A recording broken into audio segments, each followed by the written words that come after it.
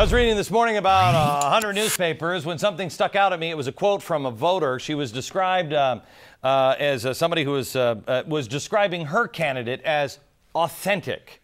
And it rang a bell, a loud one. Authenticity is, I think, what we are craving from our leaders. Just tell us who you really are. I mean, don't try to pretend. Just tell me what you want to do. I think that's why Sarah Palin has generated so much interest, and honestly why Barack Obama did at the beginning, because people said, oh, wait a minute, maybe he's different. Maybe this is what people see in Congressman Ron Paul as well. He was able to win 1.2 million primary votes. His alternative convention, Rally for the Republic, came to a close just last night in Minneapolis. And the message, like the man himself, remained consistent: small government, civil liberties, fiscal responsibility. 10-term Texas Congressman, former Republican presidential candidate Ron Paul joins me now. Hello, Congressman. Hello. Nice to be with you again. You know, you said something. Let me start here. First of all, you had about 12,000 people there, and you said this is bigger than the Republican Party. What do you mean by that? I'm thinking philosophically, Right. The Republican Party is pretty purely political, and how do you bring people together? We're thinking in terms of the direction of the country, and of course you need to use a political party to move the direction of a country. So I'm talking about whether or not we're going to maintain our republic, whether we're going to protect liberties, whether we will follow the rule of law, whether we care about our Constitution. These are big issues which requires a re-education of a whole new generation, and that's what we're involved in. We believe that we have been misled by our public school system in teaching young people bad economic policy and bad monetary policy, and we're trying to change that. So it's bigger than me. It's bigger than a small party. It's something where we want to have a philosophic change, and that's why we call it a revolutionary change. Okay, you said that the Republicans have blocked you out. They said they will not welcome you with open arms, as I have found out. You didn't get a speaking role at the Republican convention, which I thought was odd. But leads me to the question, why are you still a Republican?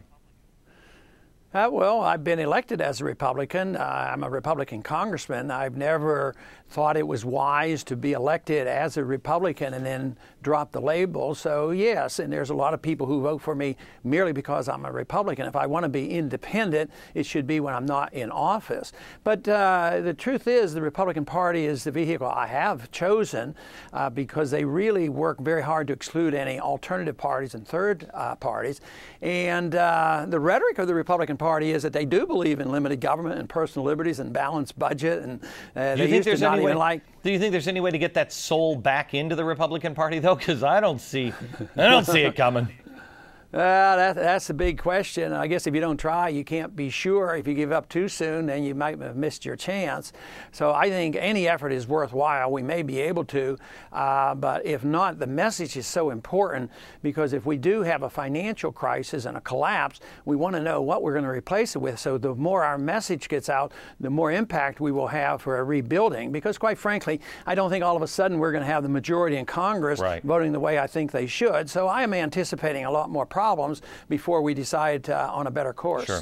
Congressman, I have respect for you. I have respect for many of your positions. I don't agree with you on rapid foreign policy change, but I wish we still were the Switzerland that our founding fathers wanted us to be. That's great. But part of my problem is, well, for instance, we just had a picture up of Jesse Ventura speaking. Jesse Ventura is a 9/11 truther. The guy practically accosted me in the makeup room about a year ago. I think he is off the deep end. Don't you think it hurts the credibility of what you're trying to say when you've got people saying that we intentionally blew up the World Trade Center standing with you on stage? Well, he was on the stage. One thing that we didn't do, like the Republican Party would do, is if I had a speaking opportunity there, they would weigh every word and review it and edit it so there wouldn't be First Amendment rights on a Republican convention. So I obviously didn't do that. I do know about his position, but last night he didn't say anything, about our government doing that. But he did ask two questions about why hasn't Osama bin Laden been put on a most wanted list, and why has he not been indicted? Don't you think those are pretty reasonable I think questions? those are reasonable. Absolutely. So I Yeah. agreed with that, and I think he had a moderate tone. So Right. you might argue, well, maybe I've toned him down a bit. Okay. And the Washington Times is reporting today that you are negotiating, or the McCain camp is negotiating with you to see if they can grab your support. Is there anything that they could do that would have you support John McCain? No, and I think that's an overstatement about negotiating. They've had one individual contact us about maybe allowing us to come to the floor of the convention. But as a Republican congressman, I should have easy access to the floor, and they have not given it to me. They said, well, if you come, you tell us when you're coming, and we'll give you temporary badge approval and that sort of thing, but you can't bring anybody with you.